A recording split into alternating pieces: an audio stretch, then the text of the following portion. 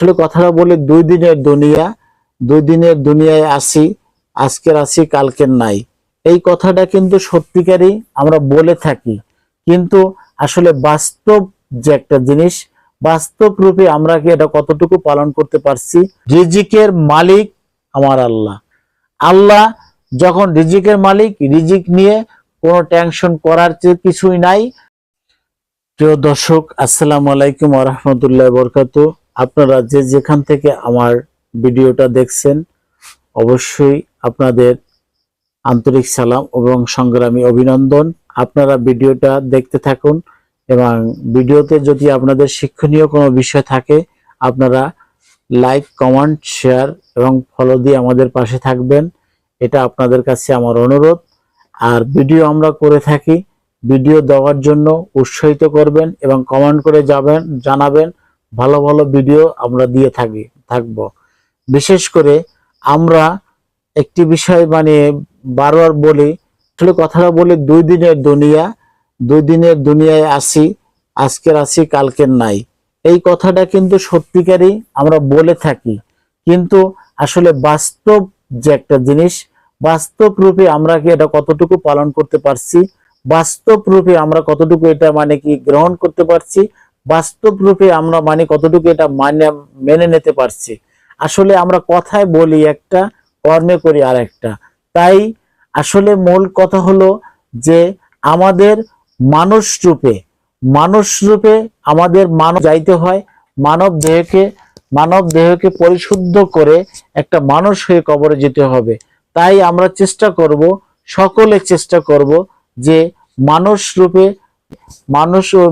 মনকে পরিশুদ্ধ করে তারপর মানুষ হয়ে কবরে যাই। তার জন্য যা যা করণীয় আমরা তাই করব। আমাদের সৎ পথে চলতে হবে, নামাজ রোজা করতে হবে, হালাল উপার্জন করতে হবে, সৎ উপদেশ দিতে হবে, সৎভাবে চলতে হবে, মানুষকে ভালোবাসতে হবে এবং মানুষের সেবা করতে হবে। মানুষকে কোনোদিনও ব্যথা দিয়ে কথা বলা যাবে না। এই সমস্ত যত কিছু আছে, অসহায় ব্যক্তিকে পারলে আপনি সহায় থাকুন। কারণ আমি যদি বলি যে অসহায় ব্যক্তিকে সহায় থাকুন, আমি যদি না করি সেটা আমার অন্যায় হবে।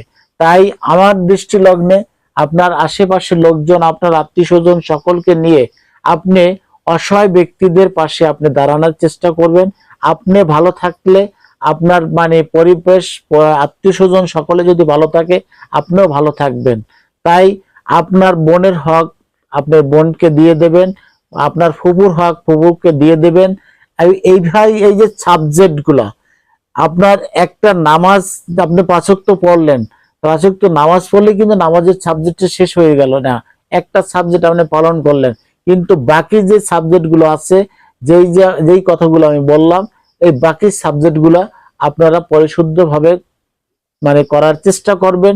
আসলে জাকাত কথাটা কিন্তু আমরা পরে বসাইছি, জাকাত কথাটা কিন্তু ছিল আগে। জাকাত কি? জাকাত হলো মানুষের এই দেহের কিছু জাকাত আছে, এই দেহের জাকাত আমি দিব এবং আমাকে আমার পরিশুদ্ধ করতে হলে, মানব জীবন আমাকে আমার যদি পাইতে হয়, আমি যদি মানুষ হইতে হয়, তাহলে আমার কিছু কাজ আছে।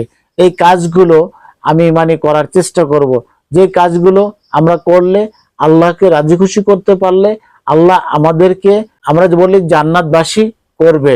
কিন্তু সেই জন্য মানুষ হইয়া আমরা কবরে যাব, মুসলমান হইয়া কবরে যাব। এই দোয়া সকলের জন্য করব। এবং আমি যে কথাগুলো বলছি, এই কথাগুলো আসলে কেউ অন্য মাইন্ডে নেবেন না। কারণ হলো, দেখা যাচ্ছে নামাজ পড়ি, কিন্তু নামাজ পড়তে যাইয়া দেখা যাচ্ছে যে আমি অন্যের হক নষ্ট করছি, সুদে টাকা লাগাচ্ছি এবং হারাম উপার্জন করছি। কিন্তু নামাজ কতটুকু শুদ্ধ হলো সেটা আপনার কাছে প্রশ্ন রইল। তাই সবাই আমার এই কথাগুলা মাইন্ড না করে নিজে পরিবর্তন হয়ে কবরে যাবেন। আপনার জবাব আপনি দিবেন, আমার জবাব আমি দেব। তাই আমার জবাবটা জানি আমি দিতে পারি, আমার কবর জানি আমি শান্তিতে আমি থাকতে পারি। তার জন্য সবাইকে আল্লাহ হেদায়েত দান করুক এবং আমাকে সহ আল্লাহ হেদায়েত দান করুক। আমাকেও বোঝার তৌফিক দান করুক, আপনাদেরও বোঝার তৌফিক দান করুক। সবাই ভালো থাকবেন, সুস্থ থাকবেন এবং স্বাভাবিক ব্রেনটে চলার চেষ্টা করবেন। রিজিকের মালিক আমার আল্লাহ।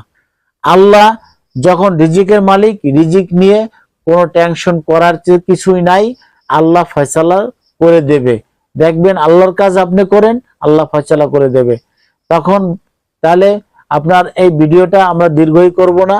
আসলেই আমরা চেষ্টা করব যে ভালো পথে চলা, ভালো পথে চলতে পারলে আল্লাহ রাজি খুশি হবে। তাই ভালো থাকবেন, সুস্থ থাকবেন এবং আমার জন্য, আমার ফ্যামিলির জন্য এবং আপনাদের জন্য দোয়া রইল। আমাদের জন্য দোয়া করবেন এবং আমি জানি আমার সন্তানদেরকে সুসন্তান করে চালাতে পারি, তার জন্য দোয়া করবেন। আল্লাহ হাফেজ।